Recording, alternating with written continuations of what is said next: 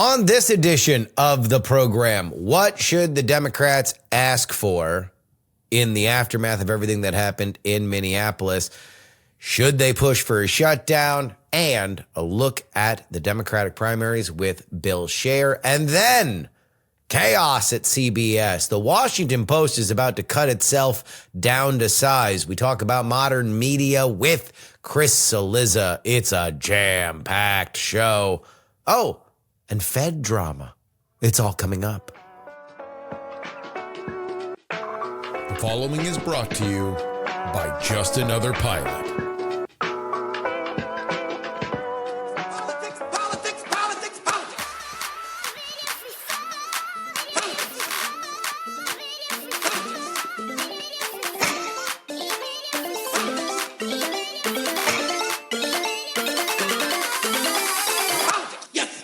Hello and welcome everybody to the Politics program. Coming to you early, Thursday, January 29th. Your old pal Justin Robert Young joining you from Austin, Texas. Now, normally this episode would be out Friday the 30th.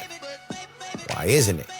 Well, it's because a lot of the things that we're talking about are things that are going to be happening probably in the next 24 hours, so it makes more sense to come out earlier as opposed to later. I don't want you guys looking at old tape when there are things that are changing constantly. And so we're going to get into these two interviews. They're both very, very interesting, and we're going to begin with Bill Scher, old friend of the show, somebody who has kept, I think, has a very keen sense on the Democratic world, the Democratic electorate. Let's go ahead. Mr. Bill Scher.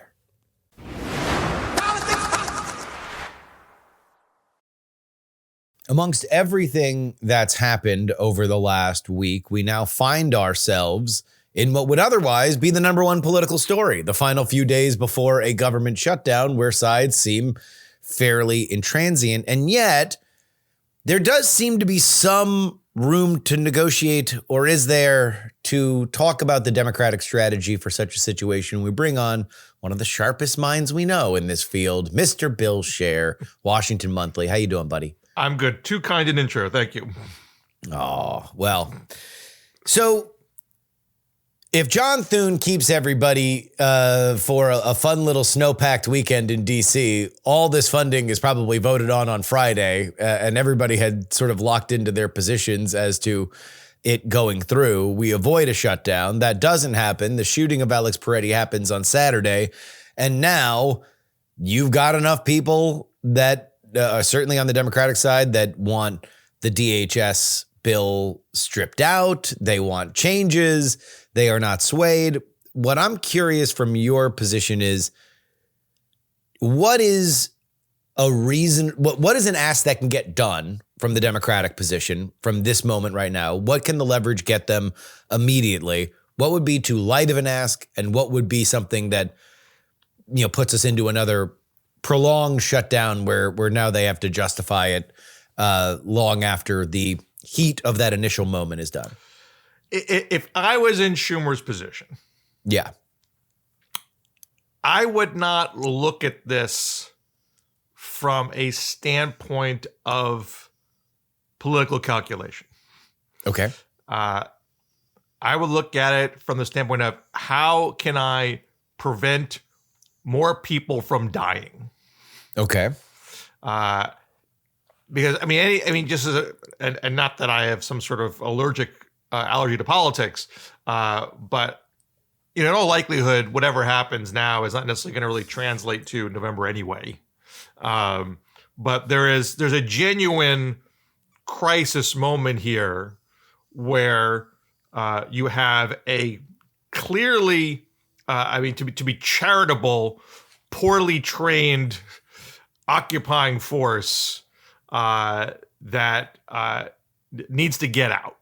And by the way, that now is the position of Stephen Miller, the advisor to the president, who, amongst some of the hot potato of who was to blame for what happened on Saturday, Noam threw it up to Stephen Miller, and Stephen Miller threw it back down onto the officer, saying that they didn't follow their training. So for anybody that said they are poorly trained, you now are agreed upon by the man who has dispatched them there. Well, and mind you, I mean, I just wrote a piece about this for the Washington Monthly today. I really don't think it's a question of just, we wanted you to be trained better. We have a 5-decade history of Donald Trump encouraging police violence, encouraging violence against protesters and immigrants. So I think this is a culture that Trump has cultivated over a very long time. And so I think the buck has to stop at the top. Yeah.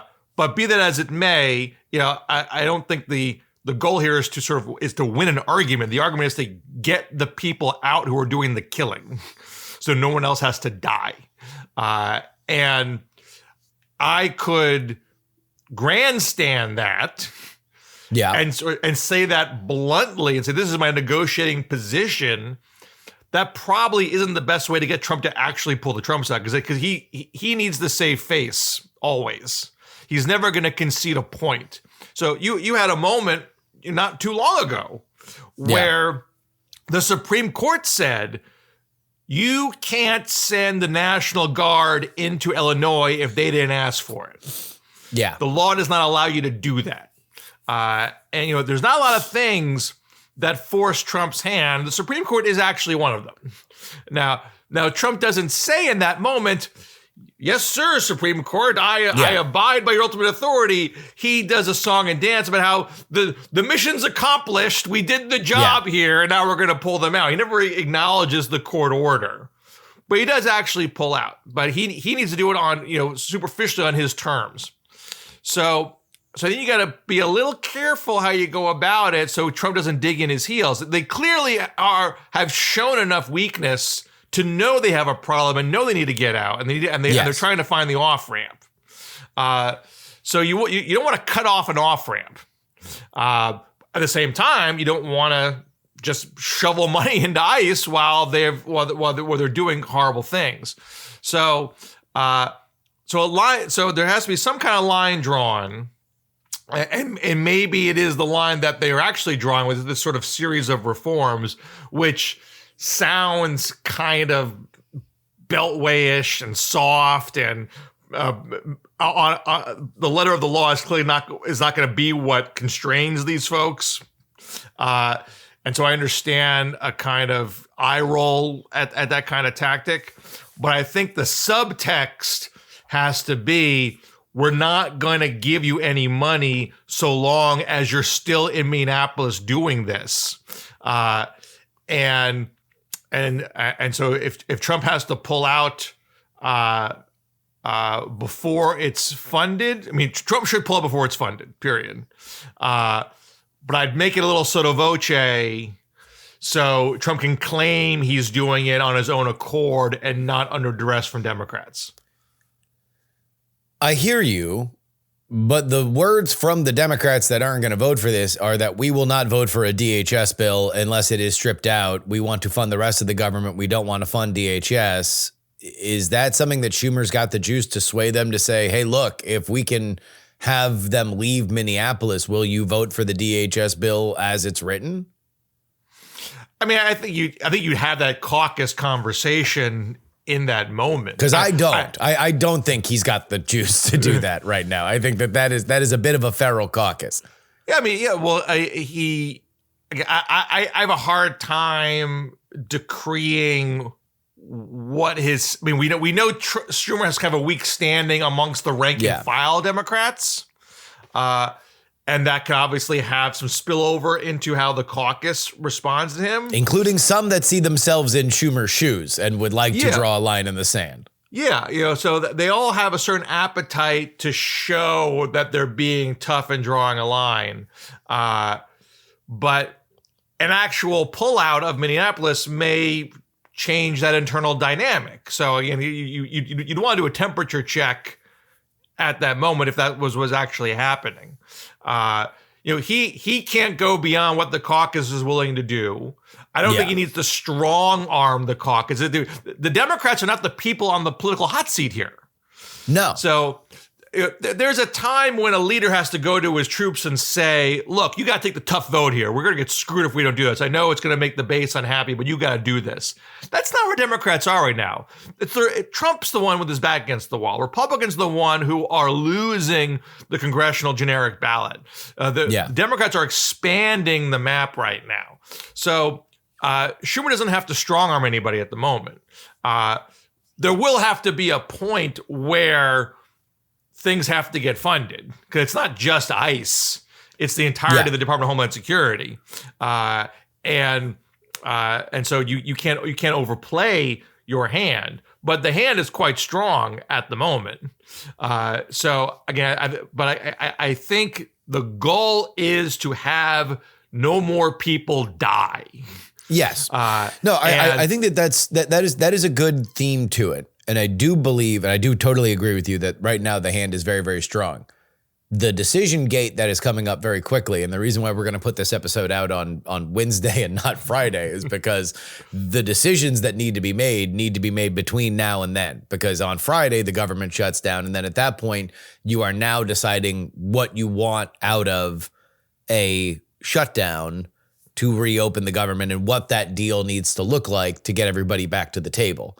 And that's what I don't know. I don't know what that caucus wants, what the Democratic caucus, wants. I know that the Senate in a very senatorial fashion just says, Matt, just cut it out of this. We'll vote for everything else. And you guys in the House figure out how to deal with it. And Mike Johnson is like, I will not take back a single DHS bill. It will never come back to the Senate. I mean, if you're having a kind of, roadblock there, again, you deal with that problem when you get to it. Yeah. So you would be okay with shutting down the government over this? I guess that's the short question. Yeah. If there's a shutdown, there's a shutdown. I think Democrats they don't need to shed any tears if there's a temporary shutdown here. Okay. They're not the ones, again, who have caused this constitutional crisis. And they have every right to say, we're not going to just blindly fund everything so long as you're putting American citizens in harm's way. Yeah. That just transcends politics. Yes. And if the intermediary position is strip this bill out, and we'll discuss it on its own terms, that's a perfectly fine place to stand your ground at the moment. But you can climb down off of that if there's an actual pullout and people aren't dying anymore. Because even if at that point you haven't written down a policy that's designed to prevent this, because again, I'm not sure any written policy is going to have any meaning with this crowd. What has meaning is a tacit acknowledgement that what we did is bad and therefore we have to slink out of town. That at least sends the message that we know this wasn't good for us and we're not really interested in doing it again. Now, I would certainly take it a big step farther. I mean, the thing that Democrats can also insist upon, separate from this funding discussion, this is more of a political midterm play, but also substantive necessity, is we need a real investigation.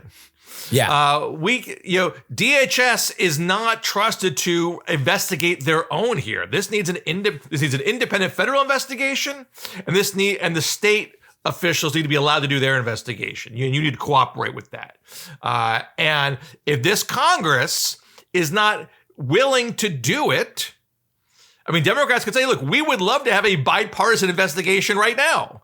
That would be the most credible thing. If you don't do it, then we're going to go to the voters and say, elect us so we can do it. That's separate from the funding discussion. But I think you do as much as you can in the moment, and getting a pullout probably is the best you can do. If they can get certain things written into the law, fine. Get what you can. But the ultimate accountability is investigating the people who did it, and having a credible finding. I mean, we all can see for our own eyes that. I mean, it's hard to argue credibly that there was any justifiable need to discharge a firearm here. There was no actual threat. Yeah, I mean, I have not heard anyone, left, right, or center, in the professional world of politics that believes that was somebody who had to die.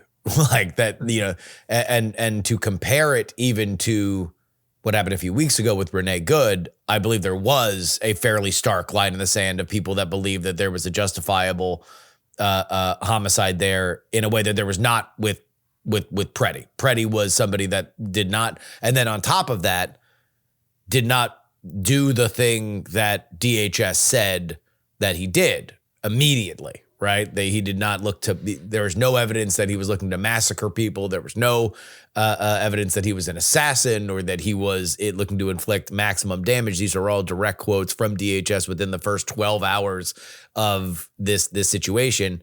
And that's where I do think you have a very credible claim from the Democratic position to say this has to be outside of DHS, especially if Kristi Noem is still the head of it.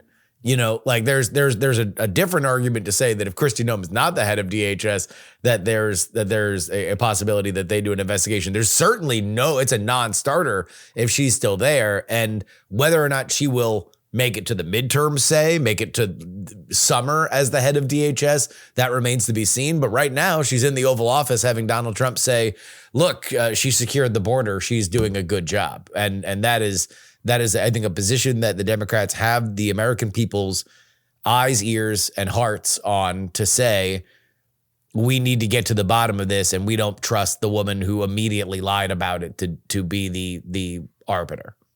And again, I don't think the driving force here is electoral, but I do think there is an opportunity here to divide MAGA. I think MAGA was always a very tenuous coalition. The 24 coalition, yeah. Well, I mean, the 2016 coalition didn't hold in 2020. And the 24 coalition was also pretty tenuous too. And part of this, and I wrote about this at the Washington Monthly earlier, part of it, they managed to add on some Black and Latino voters in 2024 while appealing to white racists, which is a hell of a political trick.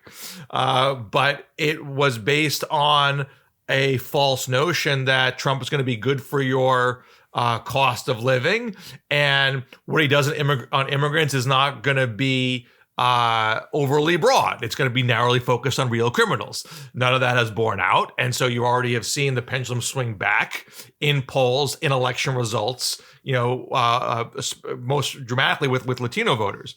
So we're already seeing the coalition weaken. Now you have some of the more libertarian-minded people in the MAGA coalition saying, "Whoa, wait a second!" The Joe Rogans here say, we didn't sign up for a Gestapo ICE that's going to murder American citizens for protesting. You're going to throw the Second Amendment under the bus.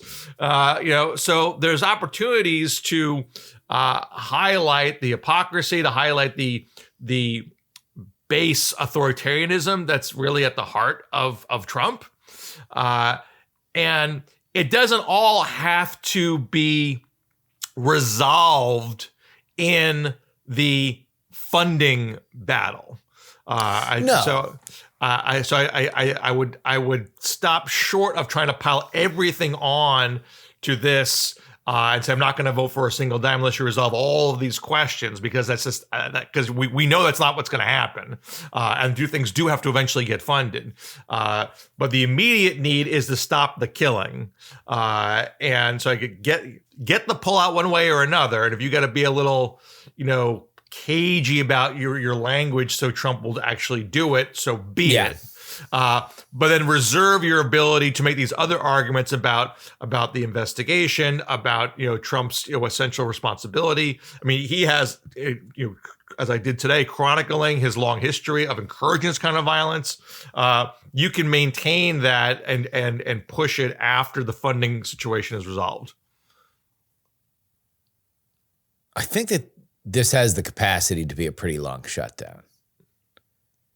If only because the passions are so high, and I don't know what this version of the Democratic base and the politicians that are going to make this decision are going to look at as acceptable, because the passions are so, I mean, like you have said multiple times here, we're talking about life and death here in the minds of the people that are at the center of this.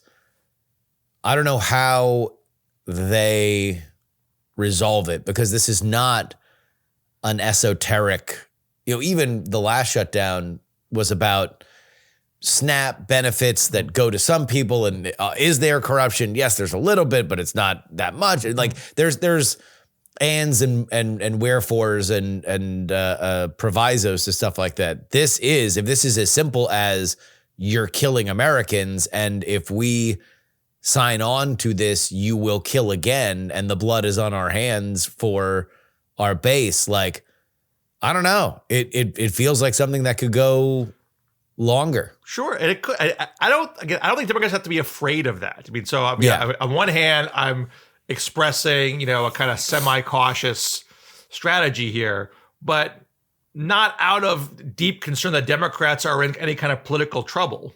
Yeah. If Republicans are not giving enough concession to adequately assure that Americans who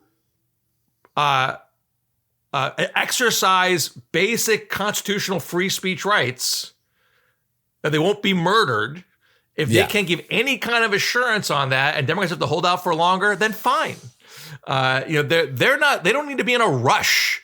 And I understand that perhaps more of the more moderate Democrats and those in the more vulnerable areas, there's still this hangover from the Biden years. We got really screwed immigration in the Biden years, and so we can't fall back into that trap. There's this whole online debate whether you should say abolish ICE or not. Yes. I wanted to ask you about that. Where do you stand on the phrase abolish ICE? Oh, I'll talk about it. I just want to finish this thought if I haven't totally go ahead. lost it. Yeah.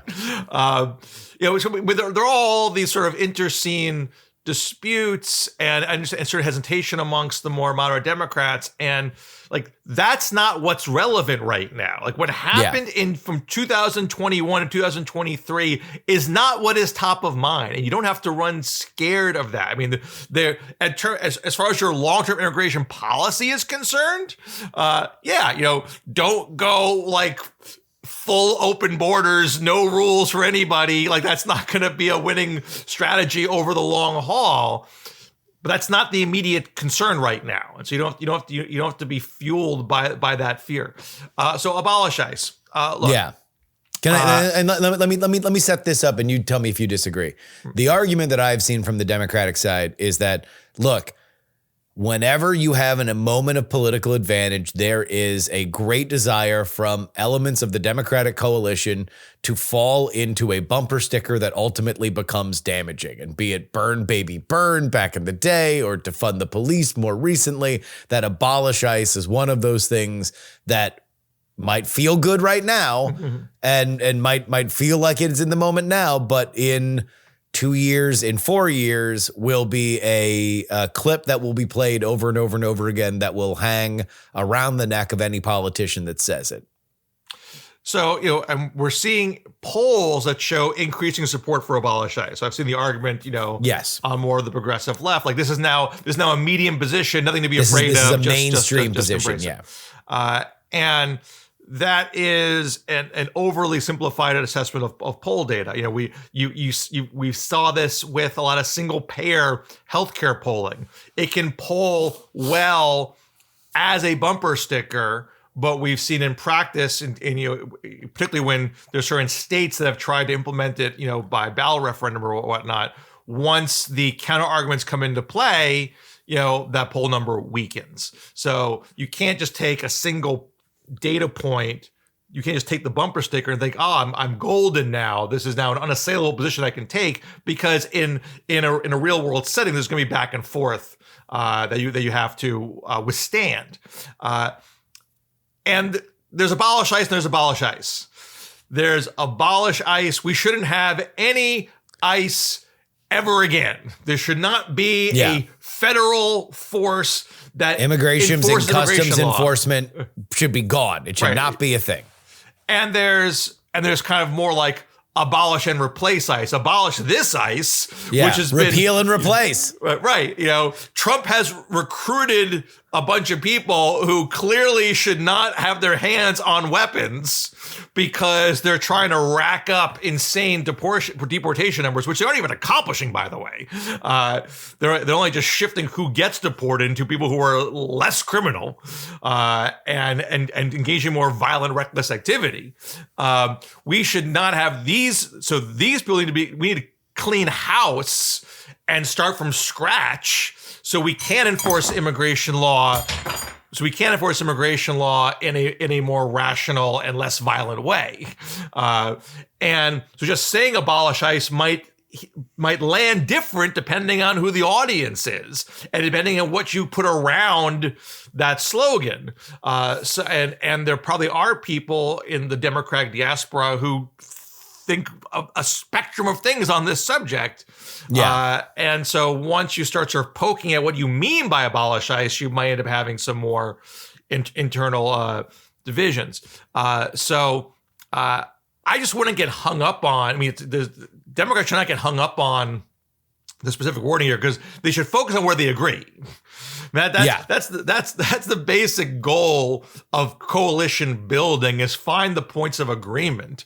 And the points of agreement are that we should not be murdering American citizens. We should not be prioritizing deportation of non-violent, non-criminal undocumented immigrants. And we were doing this under Obama, under Biden. The top line deportation stats are not all that different. It's who is getting deported. So Trump has gone out of his way to go after workplaces and students and breaking up families and using kids. Like all that stuff, Democrats 150% agree on is horrific and should not be replicated. So I'd focus on that and not get hung up on, superficial things that cause unnecessary division.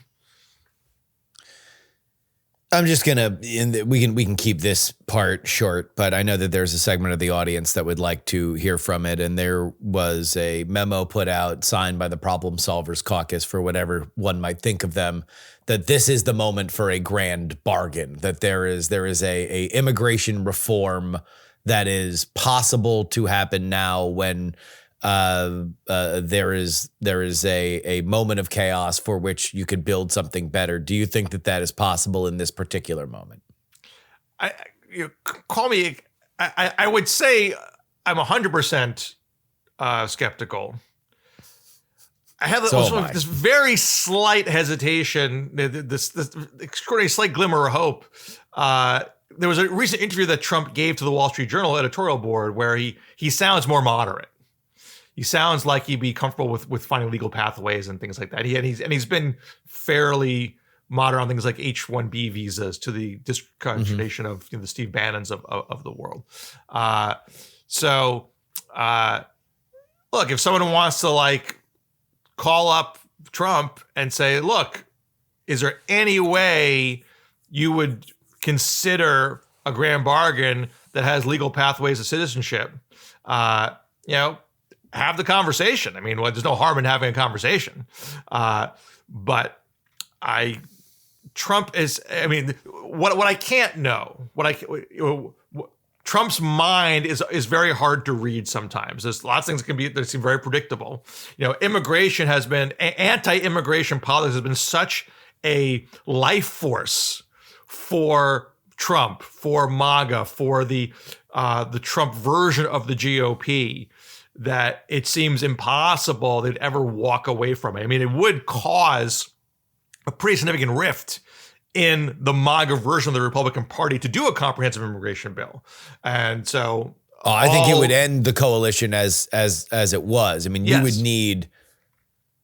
need significant givebacks, and even then it would take. I mean, like you would essentially need to. Yeah, there's no give back that would that allow you could do legal amnesty. pathway to citizenship, not wreck the MAGA coalition. And so ask Marco Rubio. Ask Marco Rubio about how that Lindsey works. Graham. So again, all logic says this is never going to happen.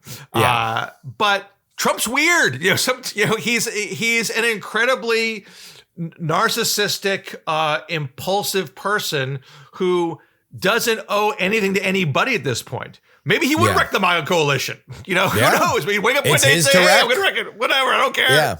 This would be, what a hero I would be in history if I did this. Who knows?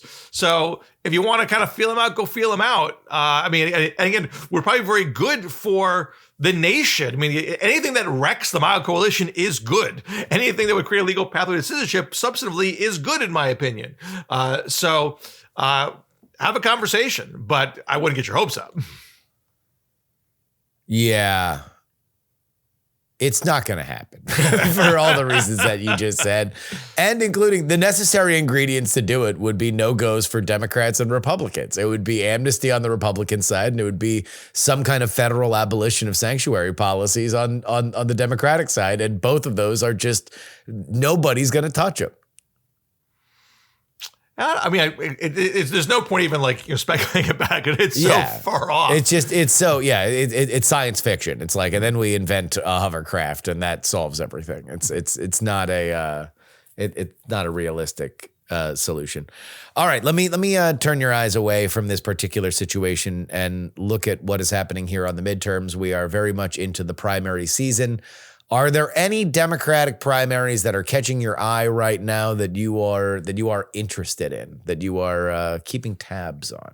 Well, primaries, I would say the big ones are for Senate, Maine, Texas, Illinois.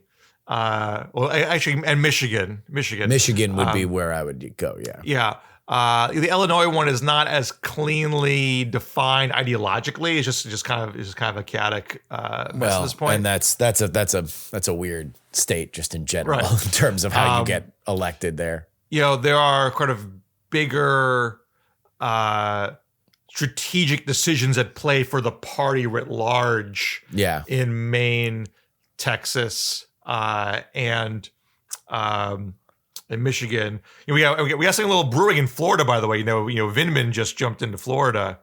I did the show yesterday. We played his ad, and I have done a lot of talking about the Democrats in Florida. I think that they are an embarrassment of a party that Florida, as a Floridian, that state's purple. There's no reason why it should be as red as it is right now. And it is incompetence on that state party that is at least partially to blame. That's the best that Alexander Vindman can look.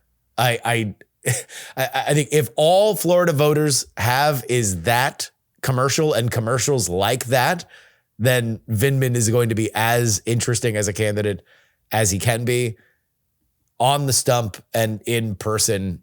I think he has limitations as a candidate, at least in Florida, but I thought that was an excellent ad. I thought it was a very good ad. So we'll see. We'll see look, I know we're breaking a little bit off the topic you want to stick to. I don't want to lose the thread. But Democrats long-term can't give up on Florida and Texas. No. Even though they're white whales. Look at, I mean, there was apportionment estimations that I saw yesterday. Yeah. Sorry, Democrats, this is your new home. You need to move to Austin. You need to move to Fort Lauderdale. What's interesting about to that win the presidency, you're going to need to win one of those states. You have population shift away from the coast and the Midwest towards Southeast and Southwest. Look, there's a way to win Senate and presidency without Florida and Texas still, you got to win Arizona, Nevada, Georgia, North Carolina, places that Democrats have won before, even though they might be a little bit uphill. They have done it.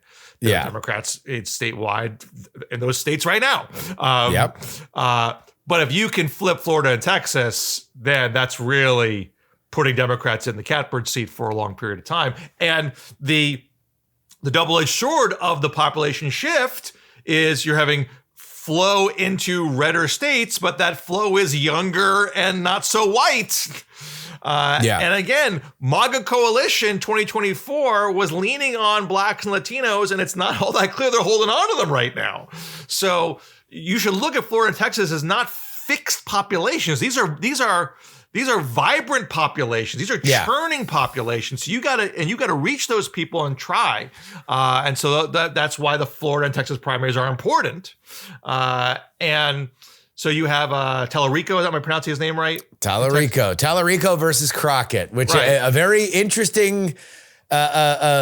Nobody's said negative words about each other yet, but we have previews of negative words that might be said. Right. Well, if I just bring in Maine here, because we have the Maine primary between Janet Mills, the incumbent governor, and Graham Plattner, the oyster harvester, tattoo connoisseur. Right. And, Plattner is rough around the edges, has a checkered social media history, had to get rid of his Nazi tattoo, but he's a real guy, and he's not going to peg him as some kind of liberal squish, and he's not 78 years old the way Janet Mills is. We need younger, fresher blood. So you see in what limited polling we have a very clear generational divide between Mills and Plattner that have some overlap into the ideological divisions in the party.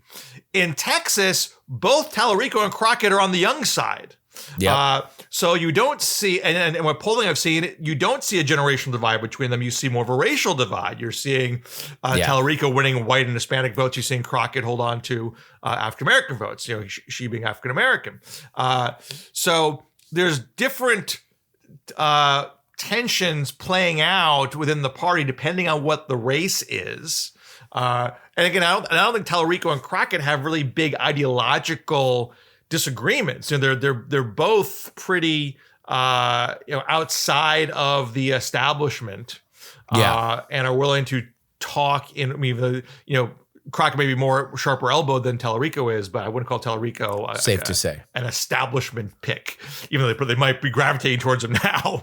I think he is now.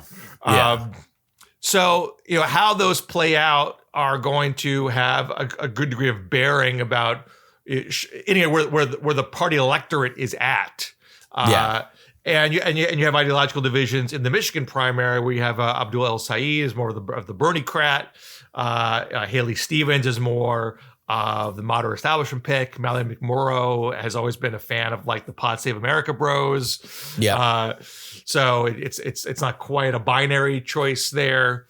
So that these primaries are happening is okay. I don't think these are primaries that are debilitating for Democrats. They are reflective of the internal conversations that are going on here.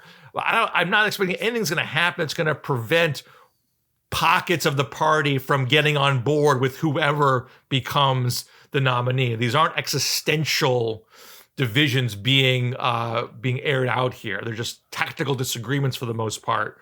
And if your preferred strategy doesn't win this primary, you're probably going to grit your teeth and try to help that person win anyway, so long as the race seems remotely competitive.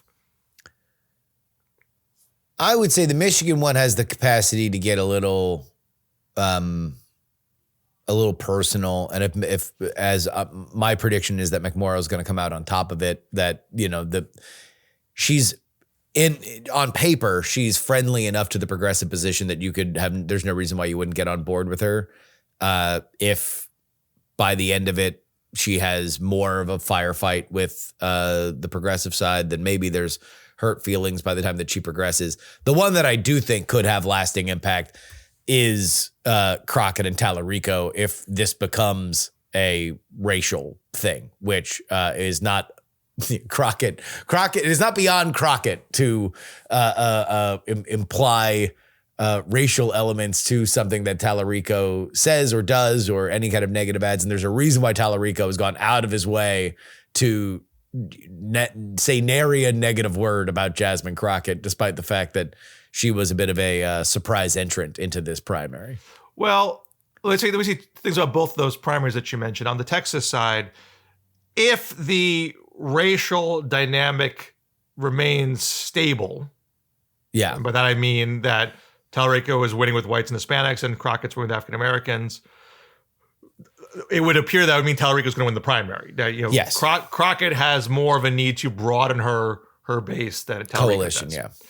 But Tallarico's going to need Crockett votes in a general, so he has every incentive to stay positive. Yeah.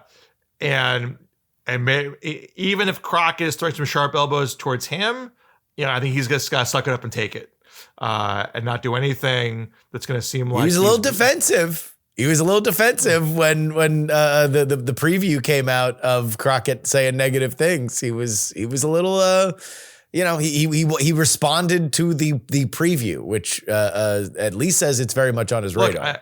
It's hard. It's easier for me to say keep it chill than doing it when you're the guy who's in the crucible. You're the guy being attacked. So, but I do think he has every incentive to keep that race very, very positive.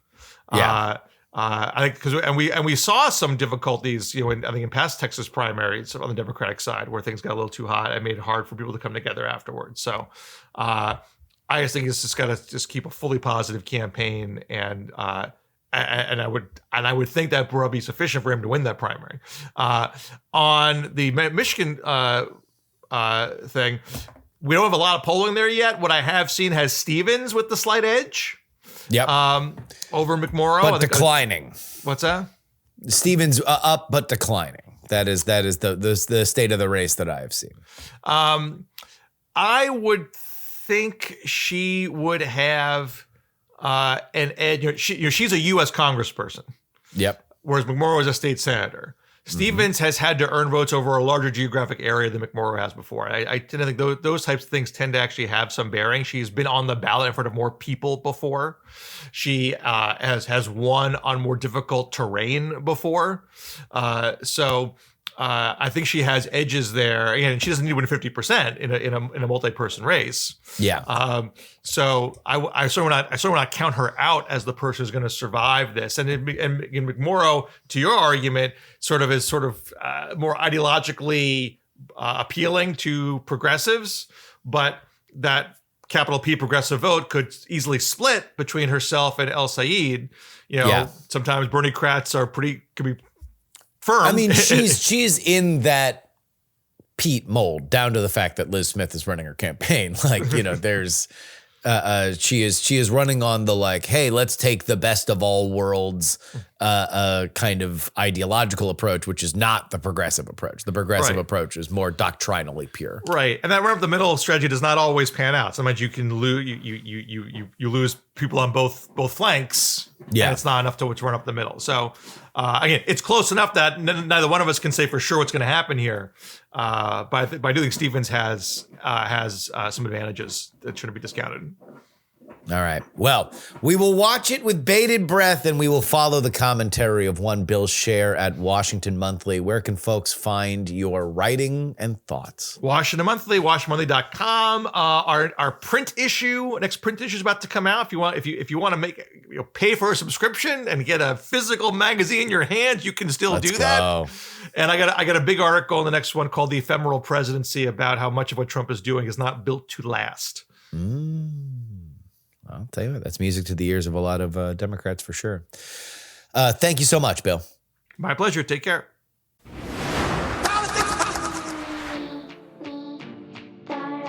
This is your update, brought to you by TakePoliticsSeriously.com. That's where you get 2 bonus episodes of this show each and every week. So this week's bonus episode that normally comes out on Thursday, going to come out on Friday. We got the 2 free episodes, Wednesday, Thursday. Every once in a while, we can switch up the schedule. Ain't nothing in the rule book says a dog can't play basketball. But your bonus episode is going to be Friday. So there you go. Senate Democrats have outlined conditions that they want met before helping Republicans avert a partial government shutdown tied to the Homeland Security funding. This is everything that we just talked about with Bill Scher. In the hours after we did that interview, the Democrats got together in a closed-door caucus. Chuck Schumer said Democrats are united behind demands to rein in immigration enforcement, including tighter warrant rules, bans on agents wearing masks, mandatory body cameras and visible IDs, and a uniform code of conduct with independent investigations.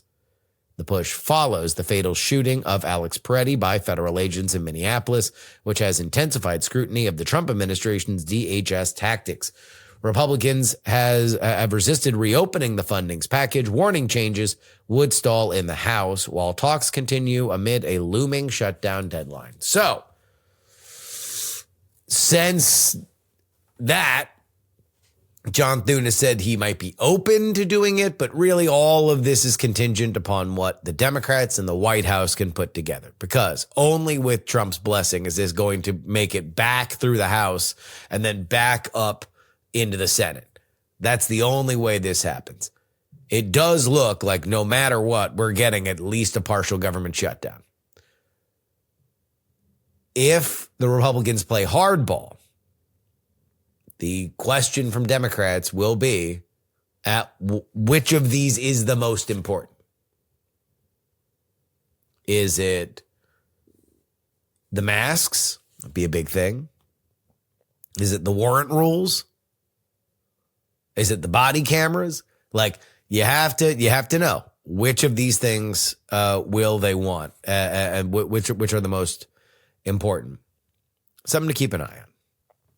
The FBI executed a court-authorized search warrant in Fulton County, Georgia, seeking records from the 2020 presidential election.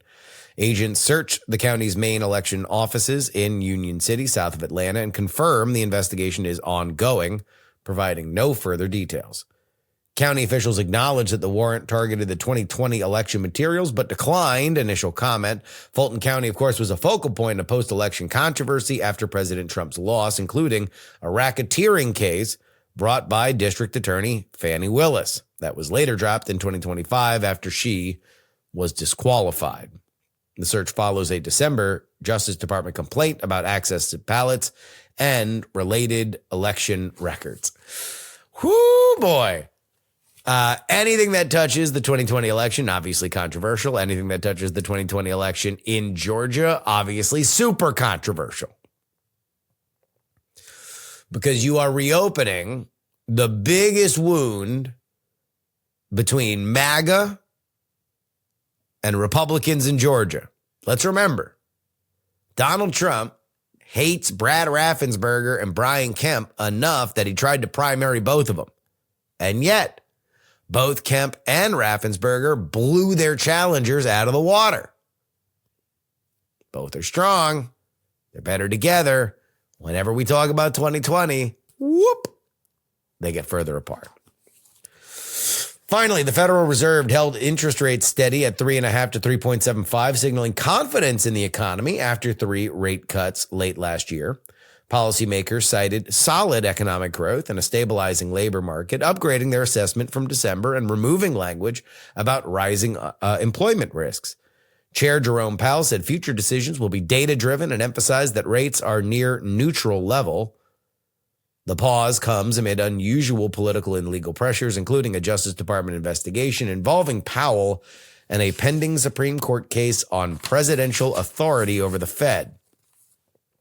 2 Trump-appointed governors dissented, favoring a quarter-point rate cut. Powell stressed that the Fed's independence is certain, despite mounting political scrutiny.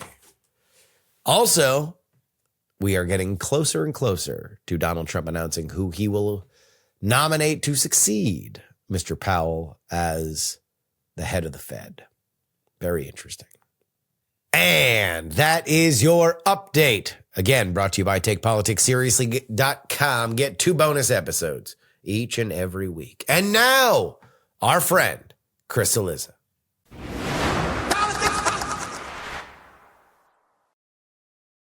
I would like to introduce to you, friends, for my money, one of the hardest working men in political media, somebody that, especially with where mainstream media is going, I would hesitate to point to an example that would be more beneficial to folks who are looking for how to make their way in the modern world, especially from a big brand, than our guest, Chris Cillizza. Welcome to the show, my friend.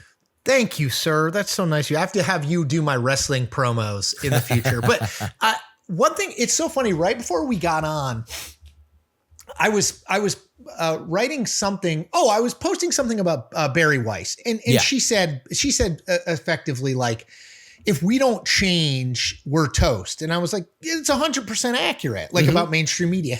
And of course, people always immediately are like, it's pathetic. Stop begging for a job. You'd go back to mainstream media in a second. And what I want to tell them is like, no, not only would mainstream media probably not hire me at the salary, but like I have more freedom and make more money now than I ever did in any of my mainstream media jobs. Like, it's so weird how people, even these people who are like these counterculture people about media's lying to you, like they still think that the mainstream media is all of our goal. Like you can't ever have a thought like, oh, I actually think Barry Weiss might be getting slightly a bit of a bad rap without people being like, what's your real motive? It's just so stupid. Sorry. Well, I think Barry Weiss is also just a conversation in and of herself. And we can kind of start there because what I do want to talk about is kind of our modern media world, and Barry Weiss is a huge part of it because there are institutions that are going through change, and I want to talk about the Post, but CBS is one that is in the process of changing. All of Paramount is obviously now reorienting itself into a different point of view. UFC debuted there last week. Patty the Batty. Yes, they are moving into a different kind of conversation of the audience they want to attract. And CBS News is a huge part of that. It's been an also ran even when mainstream media was huge. And now you have Barry Weiss there that is obviously extraordinarily controversial to the online chattering class. I think the average person doesn't know who the hell she is. Well said. But like, where do you think they are going? If we were to dig through her strategy, what is it? So we can judge it as it goes forward on whether or not it's successful or not. Let me say one like 50,000 foot point that is kind of about her, but more broadly about sort of these big media mavens. And then I'll talk about that. Sure. So my point with Barry Weiss has long been like, okay, people say, well, she doesn't have the resume to do this job. She's not qualified. I mean, my basic view is like, okay, like, so the people who do have the resume to do the job, I guess, like, has David Zaslav really like painted the Knight Fantastic with all of his moves? He made himself very rich, but like, I don't see like all these people are going to go with another white guy who like an older white guy who came up in an era of media that is radically different than the current era of media. Not radically different, gone. Like right, it doesn't exist bygone anymore. era, right, like just not in existence anymore. It's like watching Mad Men, right? Like, I mean, it just, to me, the comp I always feel like is, and I know I'm like the last person on earth who's still into baseball, professional baseball, but it reminds me a little bit of like the manager conversation of like 10 years ago, where it would be like, guy gets fired and they're like, all right, well, we got to go with one of these 5 guys who have also just been fired within the last 5 years. It's like the Billy Martin thing, how Billy Martin just kept getting hired by Steinbrenner because it was like, well, only these 5 people can do the job. So my broad point with Barry Weiss, I don't know her and I know very little about her until this, last 6 weeks or 2 months, is like, I'm okay with other people trying it. Like we know the one thing. Now, as to her strategy, I'm not totally sure she knows necessarily just yet. I mean, I think it's easy to be like, we're going to get different voices. I get that. I don't have any problem with like, I'm looking at who she hired on as contributors. So like Huberman, whatever, like health and wellness, that makes some sense. This one got a lot less attention, but I really like Derek Thompson, who's in the kind of like he works with the Atlantic. I mean, he's no like giant conservative, by the way. Like, he apparently pushed back. He was in that list, but apparently he'd been a CBS contributor for 7 years. Before, right. Yeah. He'd kind of, and I guess maybe they just kept him on. Like, I don't know. What's hard for me is I land on it as what all these places have been doing for the last 15 years at a minimum isn't working. No. So you got to try something different. I think a lot of people's view on Bari Weiss is all she is doing is trying to make Donald Trump happy. Look, I don't think you can remove the broader context of the Ellisons and, you know, them wanting to try to buy Warner Brothers and them buying Paramount and, you know, and her background is kind of like anti-DEI, anti-woke. I don't think that she's given us like definitive proof that she's like in the bag for Donald Trump. But when it comes to like, what's her strategy? I think it's candidly throw a bunch of ideas at the wall and see if any of them hit. Like, okay, the Erica Kirk town hall. I didn't think that was more town halls in live settings. I don't think is a bad idea. I know the Erica Kirk thing didn't really rate. Yeah, I know people dunked on her for it. But it was on a Saturday night. Saturday night at 8 o'clock or something. Like, who watches that? If you are under 75 years old, you are not watching broadcast television my biggest problem with that was that it wasn't promoted. If you would have promoted, number one, if that would have been promoted, if you put that after football, it would have scored gigantic. It would have been huge, right? If you put it on a weekday night or something like that, I think it would have been 9 o'clock on a weekday night with a good lead in. So my thing is like, I'm not pro or anti Bari Weiss, but I am very pro these big mainstream media companies trying different things because what they've been doing hasn't worked. So it's like, I'm okay. Like, I think more live events would be good. You may not like the people she's choosing, but like, I'd like a live event with JD Vance where he like does a long interview about how he thinks. I think that would be useful. Now, should she be the face? Should she be the interviewer? I think we could debate that. Like, I'm not like 100% opposed to it, but I see there's, you know, can you be the in front of the camera and the behind the scenes strategist at the same time is a hard thing.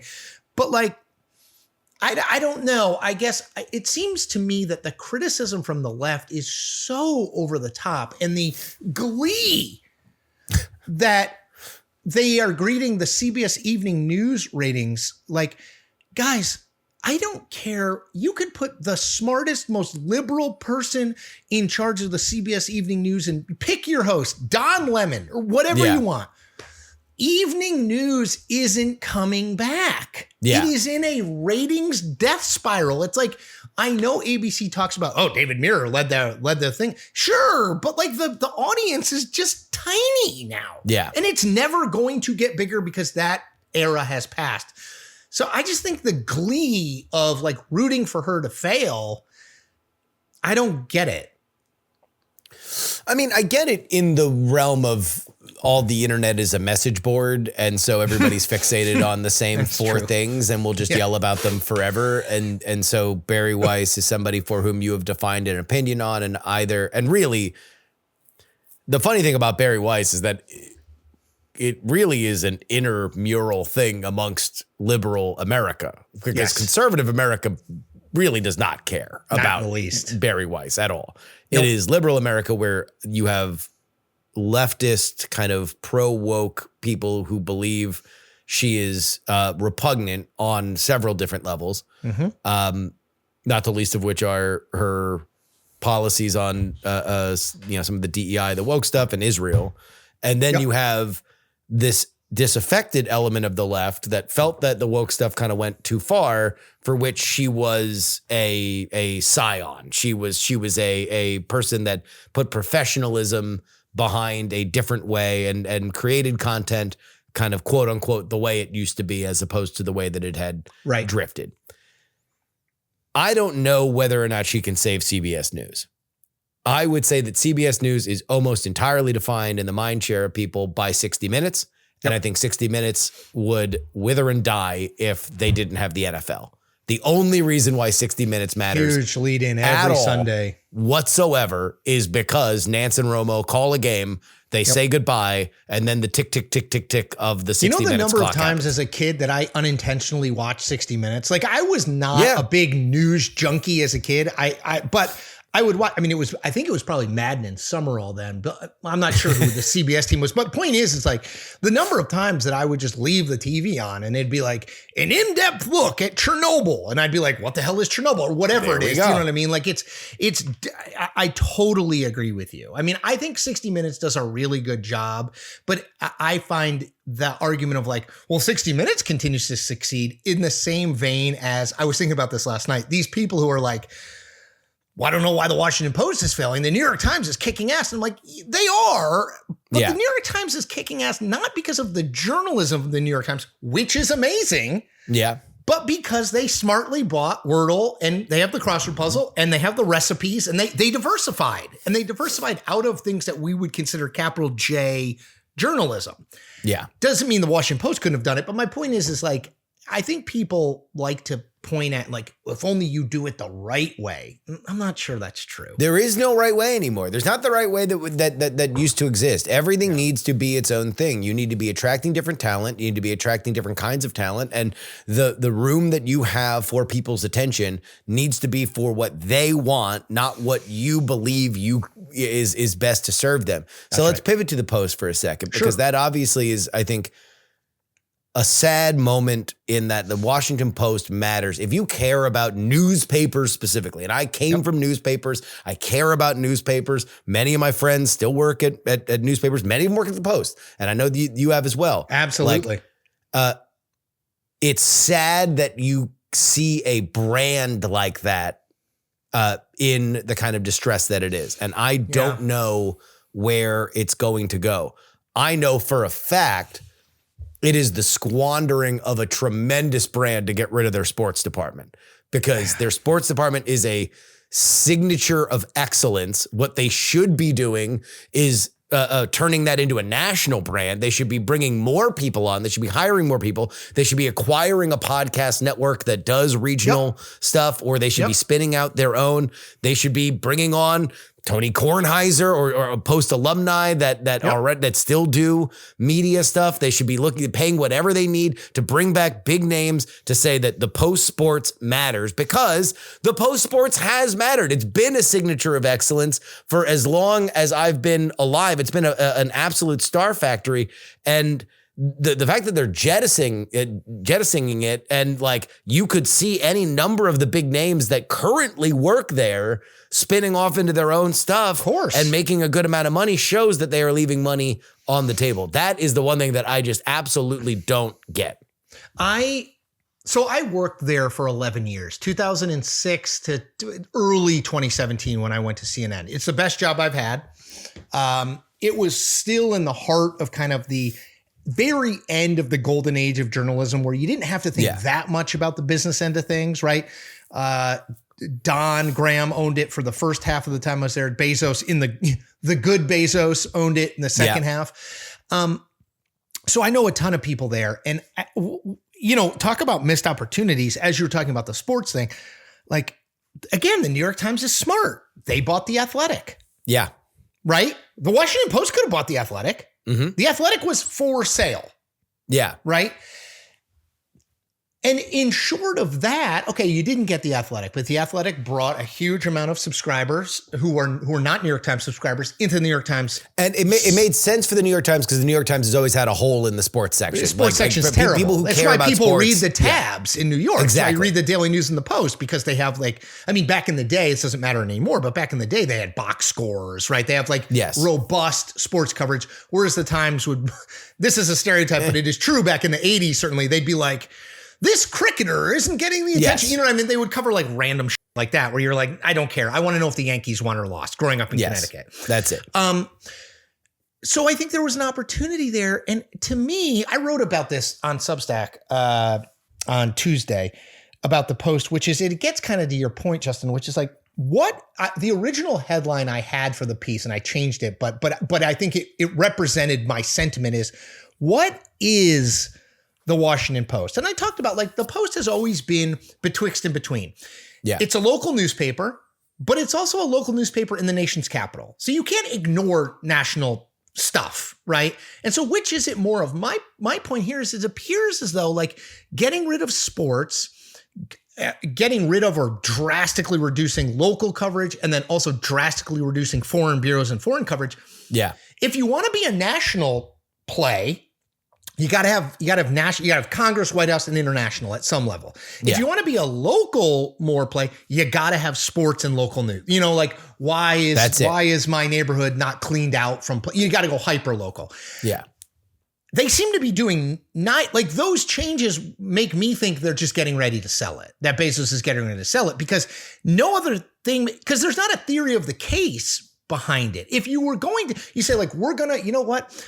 We're going to cut back on our foreign bureaus, but we are going to invest heavily in local and high school sports. Just as an example, high school sports drives tons of eyeballs. Everybody's got a kid. They want to see their kid in name and lights. But they're not doing that. They're cutting back foreign and they're cutting back local in sports. And so it's like, those are, you're eating from the two wrong ends of the corn. Like I don't, and it sucks because you're right. Like I was just thinking when you were talking, like, how the hell can Barstool make $1 zillion starting from nothing? I mean, that brand didn't exist when I was a kid, obviously. Yeah. How can Portnoy make all that money if there isn't an interest in covering sports? Whereas the Washington Post brand generally, but then the sports brand, look at the people they have produced. Yeah. Right. I mean, Kornheiser and Wilbon are the most obvious, but I mean, they have run Maury Povich's dad is a legendary Shirley Povich, sports writer. Shirley Povich like invented sports writing for a lot of people.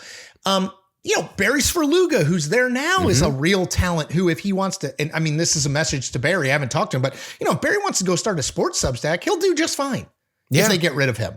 Yeah. So there are pieces. Shout out to my boy Adam Kilgore, who's Kilgore is great. Who's there?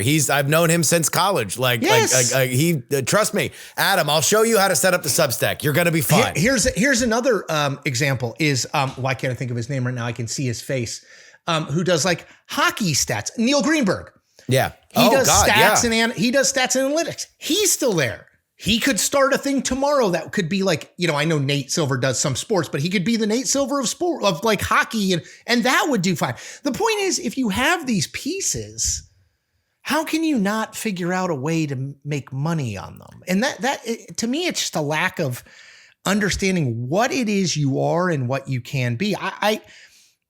I don't know if it's just Bezos saying, I need you to cut X number of jobs because he wants to sell it and he wants the bottom line to look better before he tries to sell it.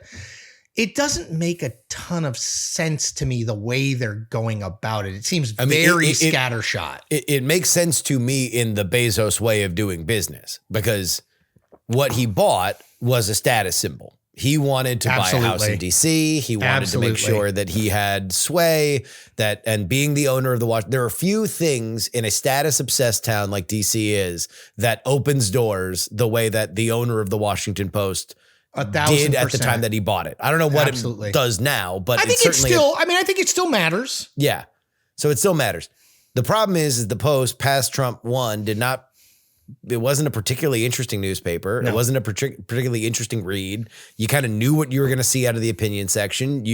There was news, but like we've talked about this in the past, everybody up to and including the Post missed the Biden story. So it's like, okay, how much do we trust your news desk? Yep. You're supposed to be the guy. You're supposed to be the watcher on the wall with stuff like this. Right. You totally Democracy dies in darkness. Watergate.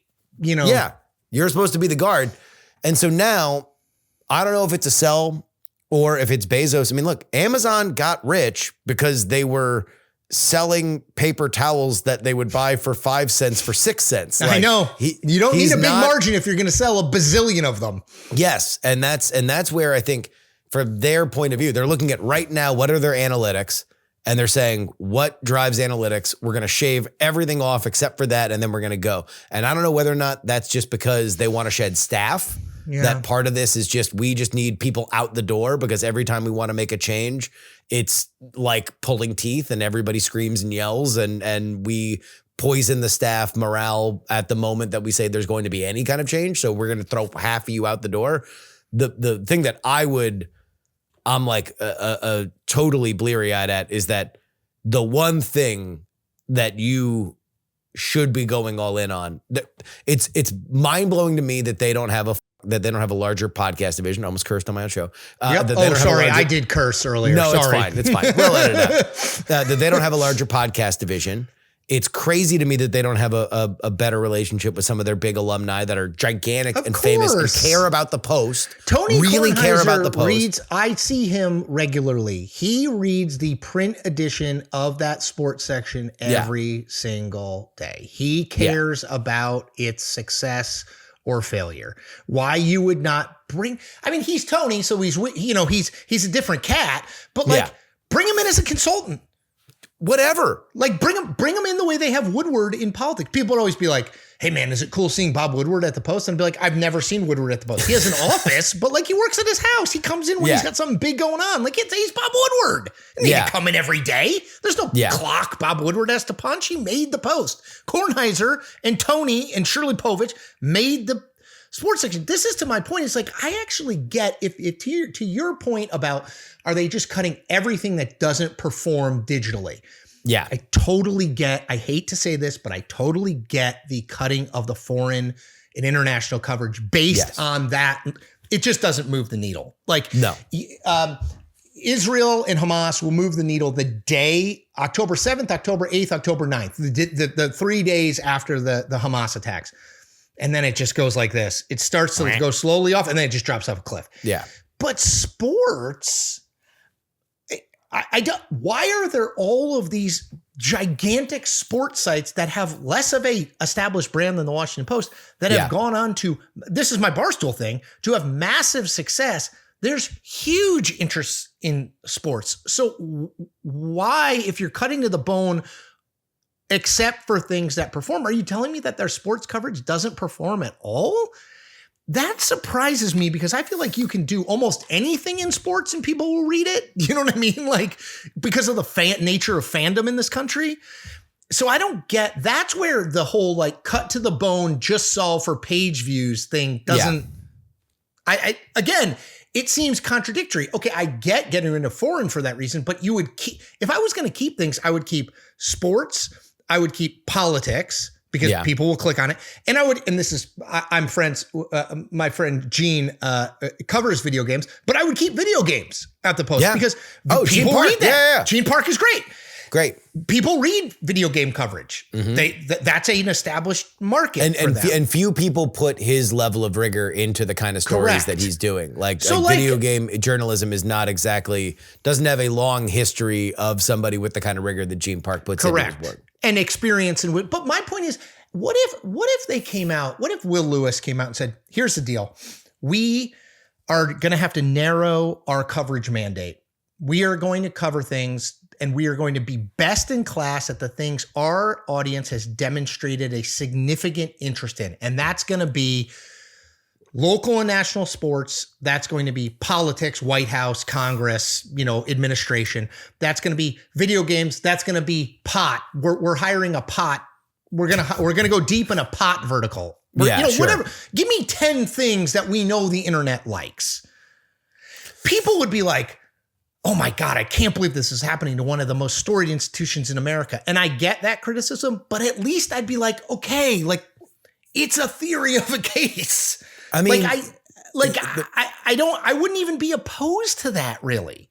Here's the other thing though, is and this kind of gets to a deeper business side of it, which is you got to decide, are you a subscription service or are you an ad service? Because on one level, it really tells you where you need to be going. Are you creating a ton of free content so you can create more surface area to sell ads? Or are you creating super exclusive content that you are demanding people jump a paywall for? Are you the Wall Street Journal and the New York Times, which have fairly hard paywalls that will keep hitting you? The Post has had that. I don't think that they've had the content to make people want to jump over it, which is part of the reason why they've fallen off a cliff.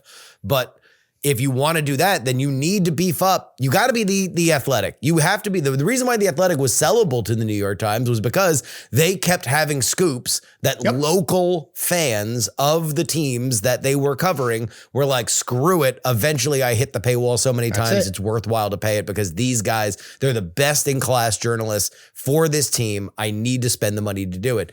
The Post is neither fish nor fowl. And that's it. And that's like, I hate to go back to this, but it's like the newspaper industry has been one of the most arrogant fields that I've ever seen. Unbelievable. They have wandered into this tar pit, and now you're finally seeing the final kind of like part of the dinosaur disappear underneath the muck because like the Post-Gazette that's an iconic paper. That's an iconic brand. It covers one of the most rabid international fan bases for Pittsburgh Steelers football that exists. And they're going under. The Post is cutting down to the bone. And all of it is because of what you said. You didn't diversify when you had the chance. You didn't realize that the New York Times, say what you will about the New York Times, they realized Wirecutter mattered. They realized that Wordle mattered. The they Athletic, realized that they found new verticals. They pushed into podcasting. They did things that continue to keep their brand out there and relevant. And the Post has done none of it. And it's I don't know. It's sad to see because I really do believe that these kinds of brands matter. They really do matter for journalism. Well, with notable exceptions in the Post, and I don't know Meredith Levin. I don't know the woman who's the publisher in the New York Times, but whatever they pay her, they should double it because she has, and she's been there for a while. She has overseen a series of decisions, both what they do and what they don't do, that have put them in the strongest possible place. The truth of the matter, though, is, and I've worked with a lot of these very high-level media executives. I think there's an emperor has no clothes thing going on here. It's like, all right, let's get everybody in a room and figure out how to fix this problem. And everybody's like, what if we, here's an idea. Let's create a third newsroom that covers buzzy social stuff. I mean, remember that was the new idea for the Post. I think they've abandoned that. They actually came across a good idea. My friend Sarah Gu is doing this now. She used to be at the Post, went to Axios. She's back at the Post, which is like this creator network, which is smart. Yeah. Find people who already have built-in audiences, give them some of the platform of the Washington Post, make it a rev share. I don't know how it works, but make it a rev share of some sort. But a third newsroom covering social media? Like, that's not a good idea, and it's not a new idea. And I think that's been exposed. It's like, it reminds me of what you were saying about how the geniuses of 60 Minutes and their ratings. You know the best thing 60 Minutes ever did? Put it right after football. Yes. You know the best thing that these media executives who got rich and told themselves how smart they were in the 80s and 90s were? Get in an industry where there was limited competition and where the business margins were gigantic. Now the business margins are barely, and they don't have any ideas. And that... It's funny. The dinosaur in the tar pit metaphor is really apt too, because it's not like you couldn't see this coming. No, I went to work at the Washington Post in 2006 when it was clear that the changes in consumption caused by the phone, caused by the early days of social media back then, but people weren't reading the print newspaper as much. And everybody, I remember back then, everybody just blamed that guy Craig from Craigslist. You know, yes, he's destroyed classifieds. Yeah, I mean, I think that classified advertising was lucrative, but there were so many more problems there that they didn't want to deal with because we had these same people who had come up in the ink-stained wretches era in newspaper or in TV. The like, what's Nielsen showing on these last 15 minutes? You know. Yeah. And they just didn't have a lot of good ideas. And I think now where it's like, okay, well, why do I have to subscribe to this? In a world where I can subscribe to almost anything. Yeah. Why do I have to pay for that? I mean, that's the challenge that we have. Yeah. Why does there's a zillion people out there talking about politics. Why us? And that's the exact same question that the Post has to answer. And honestly, like, I don't have a great answer. That's why I would say have to. That's the thing. they didn't realize they needed to reinvent themselves. They didn't realize that what was valuable was their platform. But they should have, Justin. It was so I'm not going to swear. So obvious. Like, again, I started working there in 2006. I was 32 years old.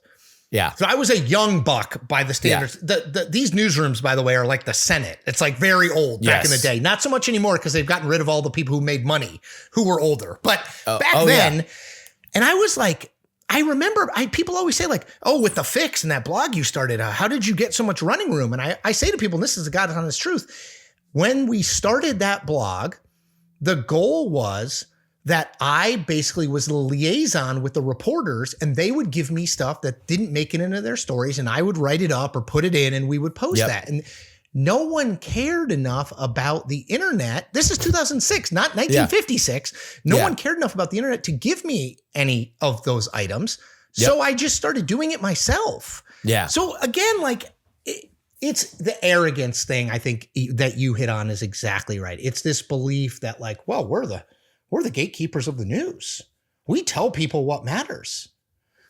Well, and it took, certainly in that era, that was the era that made me not go into newspapers because I was hearing people from everybody. I was graduating from school at that time, and all my friends were going into newspapers around the country, including the Post.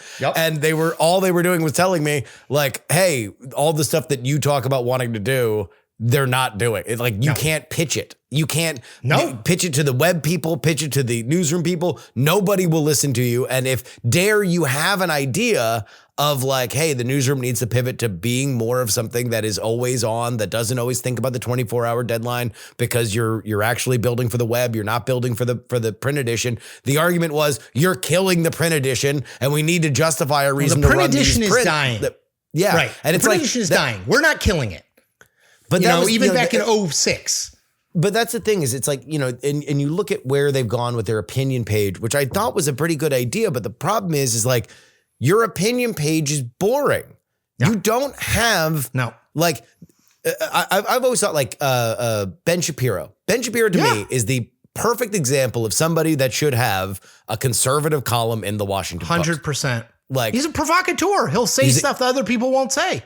But also, he's not and like he's interesting. He's not like nuts, right? No. He's not like he's been thought through, right? Yes, he's like here's the principled reason why Donald Trump should have the Insurrection Act in Minnesota. He's going to write that column, right? And he's going to cite history, and he's going to do this, that, and the other. And it's going to inspire a bunch of reaction. And then maybe you'll have a fight with the liberal columnist who will write the next day and say, that's what you want. That's when the newspaper was great, is when you had something that felt vibrant and interesting and exciting. And granted, it came when there was less competition, but there's no reason why you can't compete on this level now.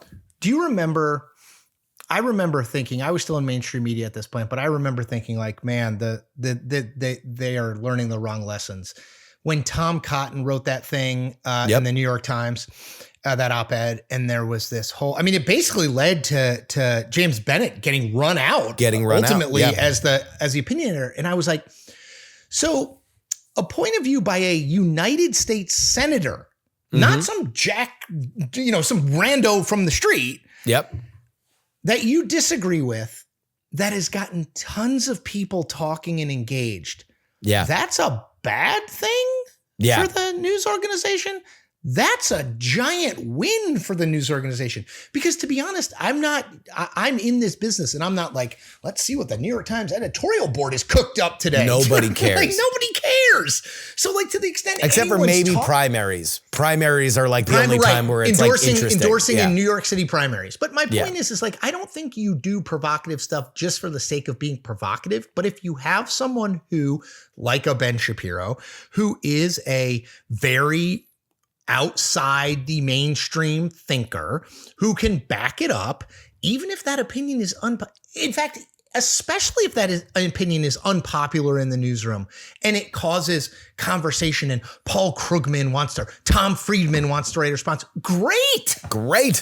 It's like they're missing that's one thing that TV, I always understood. People like one of the shows I like the least on TV these days, it's not because CNN got rid of me, is the Abby Phillip Fight show. Club. Fight Club, nightly Fight Club. Yes. One thing that TV understands still is that people always say to me, like, why is that show on the air? All they do is scream at one another. I hate that, Scott Jennings. And I'm like, it's on the air because it rates. Yes. The format is the format because conflict rates. And you know what? You might hate Scott Jennings more than life itself, but I guarantee you turn that tube on and watch it. Like, I can't believe that son of a bitch. It's like the old Howard Stern said. I don't know if you and I have talked about this, but the people, they did a poll, people who said they liked Howard Stern listened 30 minutes on average a day. People who said they hated Howard Stern listened 65 minutes a day. Yeah. Like, it's just, and so TV still kind of understands that. It's like the reason that you see conflict on television is because people like drama and newspapers had like never grasped that. A public intellectual fight is a good thing, not a bad thing. I don't know. Maybe it's in my head. I feel like at one time that mattered and maybe somewhere along the lines of the declining when the money got tight and then Trump broke everyone's brains where now everything had to orbit on some level around the personal opinions of Donald Trump for or against. And there was like not as much room for a opinion that didn't fit that because everything had to be judged by it.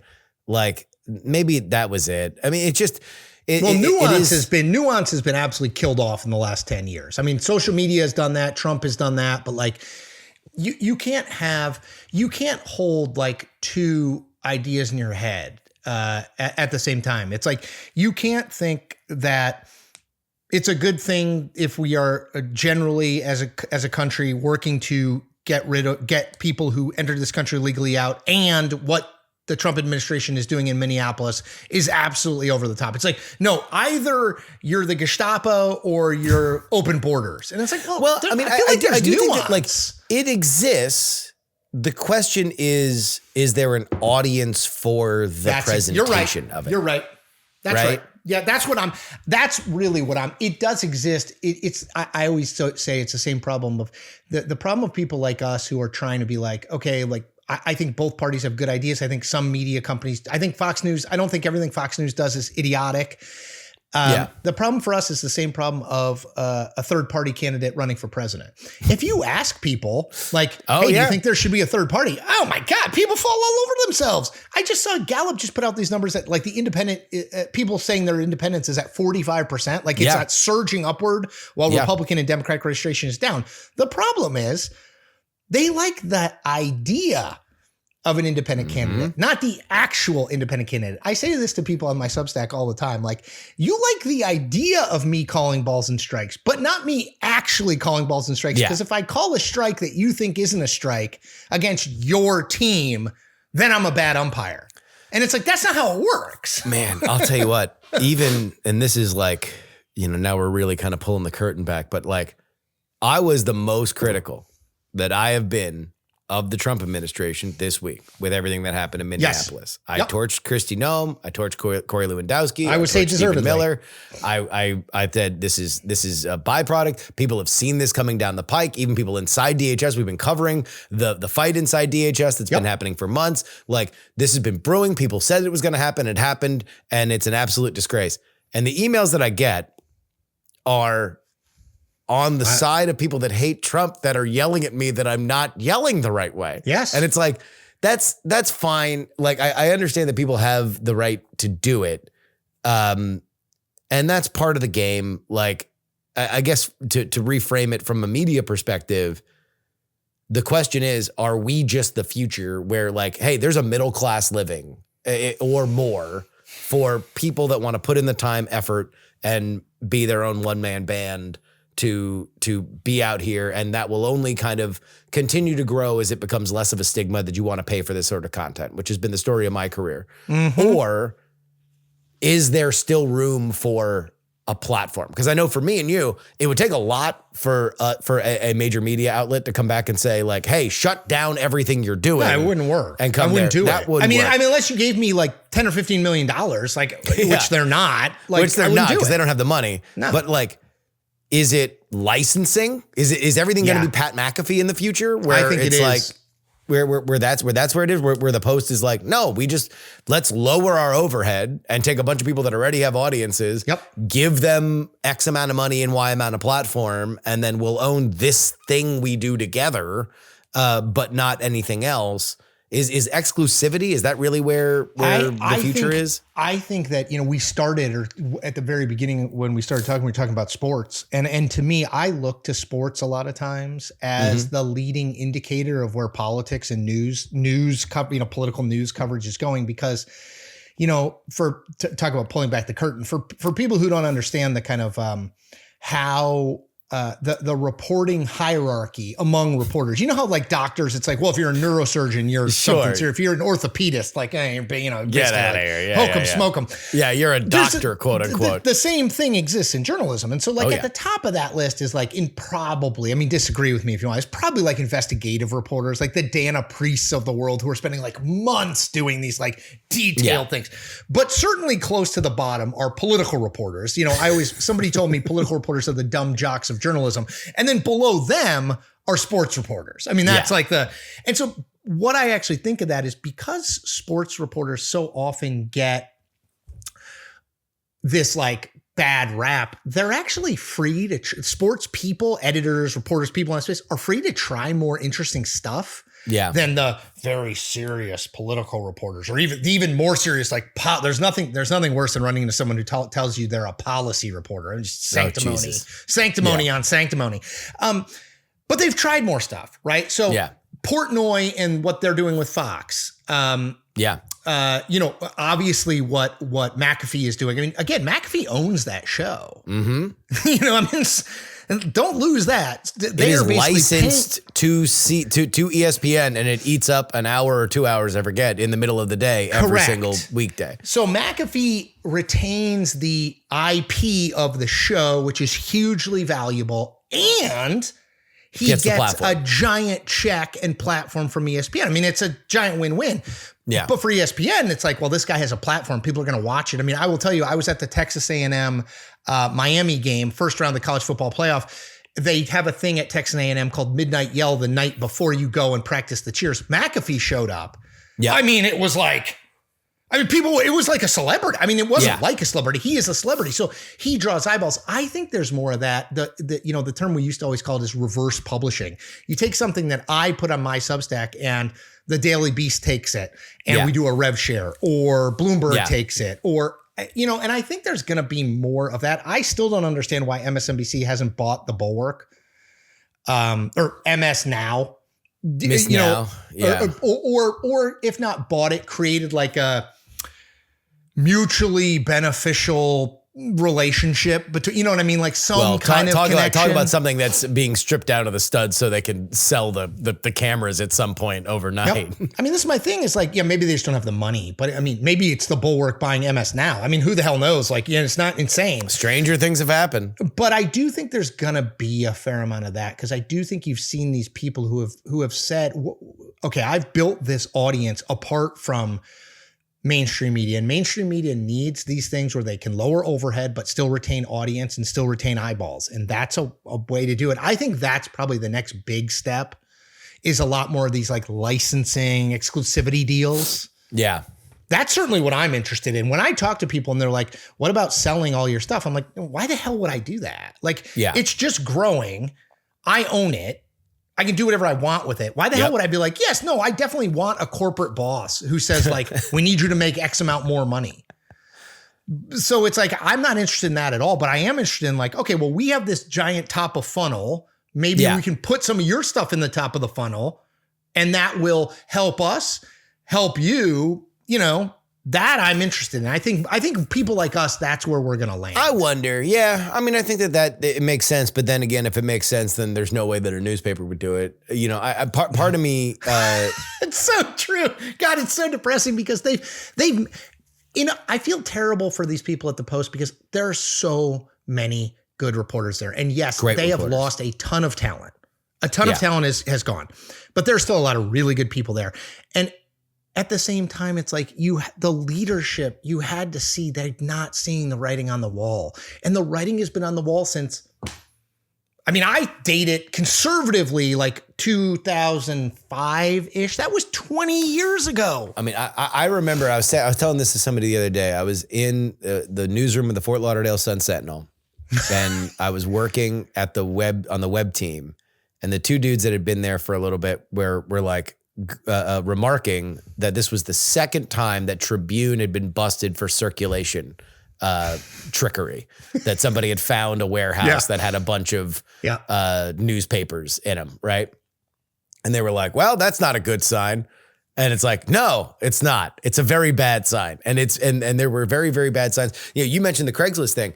That was my biggest thing. Even in the moment, I was like, build a better mousetrap. People want online classifieds. They trust you as the number one name in classifieds. Like, can you invest something? You're so right. The attitude was like, well, I guess that revenue stream is gone. You can actually fight for these. I mean, this is, you can do it. People still will pay for what they believe to be best in class in fill in the blank thing. They still will. Maybe more so than 5 or 10 years ago, because I think they're getting more acclimated to, okay, if I want this kind of stuff, I need to pay for this kind of stuff. The problem with the Washington Post is, what are they best in class in? Now, some of that is not, I don't think I would put the vast majority of the blame of that not on the reporters, because the truth of the matter is, like, you need investment, you need talent, you need, and you let all this talent walk out the door, but what are they best in class in? Maybe Congress, but the problem with that is the punch bowls of the world eat all that stuff. They eat all that stuff, and they're built on a subscription model, not an ad model. Yep. Yeah. I mean, well, that's the thing. It's like it's an extraordinarily competitive field. You know, you've got a lot of people that are doing really, really good stuff, and half of them have like super, super insider paywalls that people will pay a cajillion dollars for. Right. Thousands of dollars for a subscription. And also, you don't have the connections that you used to have. Like, you don't talk to the president in the way that you used to talk to the president. You don't have, again, this is a bygone era where there's audio of LBJ talking to Katharine Graham about like shaping the news stories of the day, which, granted, not good in hindsight, probably. No, but it made the Washington Post matter. I mean, I think the era, Trump is kind of the clarion call of this, I think, but the era of access journalism, which I certainly grew up in, which is like, well, there's only 8 outlets the president might give an interview to, or 8 outlets they might leak something important, and you have to be one of those 8 outlets. I mean, that's just, it literally seems like when you see like a rotary phone in somebody's house, you're like, what's that funny thing? Yeah. And I think a lot of how they did things was built on this idea of like, we will gatekeep. We are the only people who have access to this information. Well, now, anybody with a phone basically has access to that information and can create content.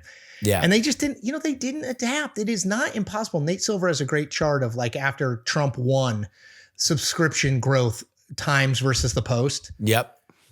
The Times went up. And again, it's not because Peter Baker's an amazing journalist, which he is. Well, no, they tracked like, almost exactly until this Trump administration, and then one went in the toilet and the other and it's because they made a series of smart purchases and investments to diversify what they do and to define journalism really, really broadly. Is journalism me doing the crossword puzzle?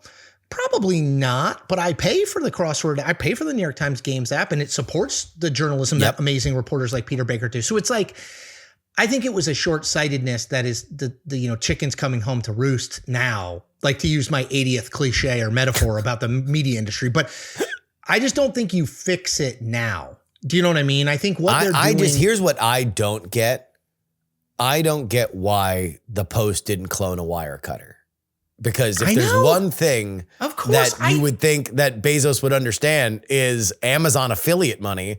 And it's like you're telling me that you can't just poach the top 5 people at Wirecutter and just have them redo all of their stuff, except now you're learning every lesson that they learned there, but better. Like, and then you sync it up with Amazon and you do Amazon discounts. The guy who owns the Post owns the most powerful e-commerce site in the world. Yeah. This is short-sightedness. I mean, that's the thing. It is an emperor has no clothes. I keep returning to that. They didn't have enough good ideas, and they just gave up. It was like, oh well, the New York Times bought Wirecutter. Surely we can't copy that. News organizations have copied each other for decades. They've stolen everything. I mean, that's how it works. Yeah. It's just, it's depressing to me because these are real people with real lives and real concerns. These are not ultra wealthy people for the most part who are on the Washington Post staff who are going to get laid off. The vast majority of them do a really good job. And, because of a series of decisions made over the last 2 decades, they are where they are. And I don't think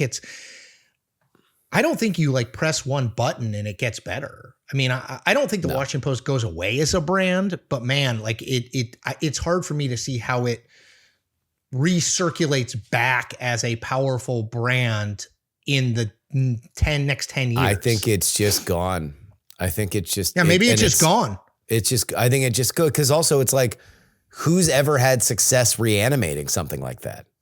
It's almost impossible. Like, no one's really been able to do it. No one's really been able to say like, oh no, now this thing matters. I mean, I guess the New York Times would be the example. Is like, look, can we within 5 years, by the time that we get to the next election, can we be in a New York Times-esque position? Yep. But also all the decisions that we've covered with the New York Times isn't necessarily about their journalism. It's been about business decisions. No, it's business decisions. Yeah. Well, and the other thing I'm always reminded of, I got to run because I got to do something. But I know. The other thing I'm always reminded of is Blockbuster.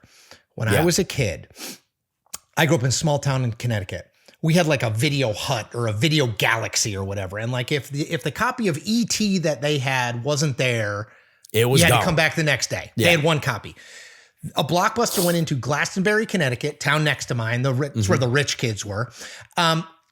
They had 20 copies of ET. And I remember thinking to myself as like, I don't know, a 14 or 15-year-old, like this company will make $1 zillion. Yeah. And it doesn't exist anymore. My kids have no idea what the hell Blockbuster is. They don't even understand like that you put a thing into a VCR. They don't know what a VCR is. Yeah. So this idea that these brands that are iconic to us will always exist is wrong.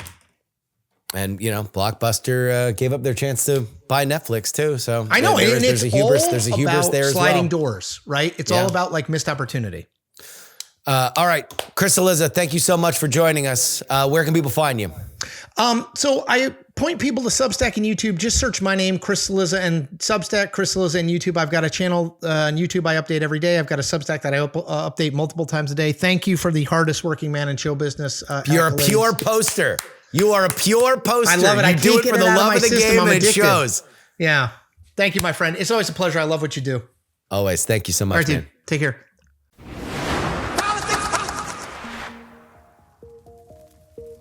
That is all for us today. Politics, written and hosted by me, Justin Robert Young, for Dog and Pony Show Audio in Austin, Texas. If you'd like to email us, it is theyoungamerican@gmail.com. Find, follow, and share video clips of the show.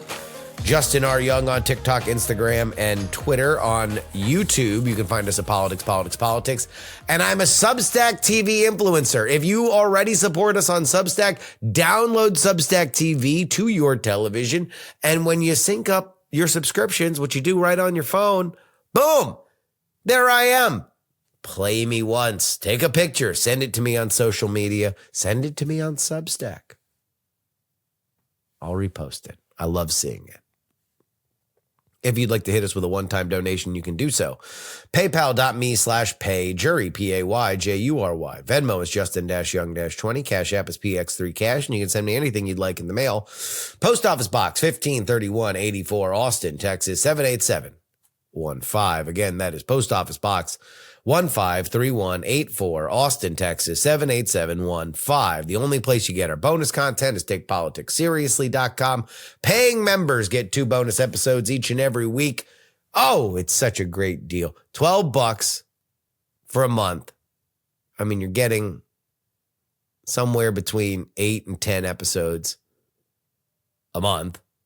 Pretty good, stretching the dollar, really, when you think about it. Or you can pay all up front. $99 for the entire year. Jeez, what a deal. Oh, so many episodes. I mean, if it's 52 weeks a year times 4. Do the math. Look, I'm from Florida. I don't number well, but it's a lot. I mean, we're talking about pennies on the dollar here. But if you want your name read on the show, you have to go to our foundational tier, including Sonny, L3PO, Peepaw, Scott, Middle-Aged Mike, Tom, Nick, Sarah Jeannie, Jeremy, Pro Idiot, Chiller Tomatoes, Neil, Casey. Oh, yeah, it's Adam. AB Puppy, Dr. Whiskey, Fat Tony's PJs from New York, Will, The Borge B, Michael, Matt, DP4 Bongo, Andrew, Edwin, Sam, Andrew, Phil, Edison, Paul, Gloria, a dog named Checkers, Jerry, Trucker, John, Berkeley, Steven, and Zombie Duck. You want your name read on the show? One place to do it, takepoliticsseriously.com, foundational tier. That's it for the free feed for the week. If news breaks and you want to know my thoughts about it, you better get on takepoliticsseriously.com, because that's where we're going to have our bonus episode on Friday. Till next week, this is your old pal, Justin Robert Young, saying, some shows talk about politics, others talk about politics, and still more discuss politics. But this is the only show that dares discuss Hole 3. Diamond Club hopes you have enjoyed this program. Dog and Pony Show audio.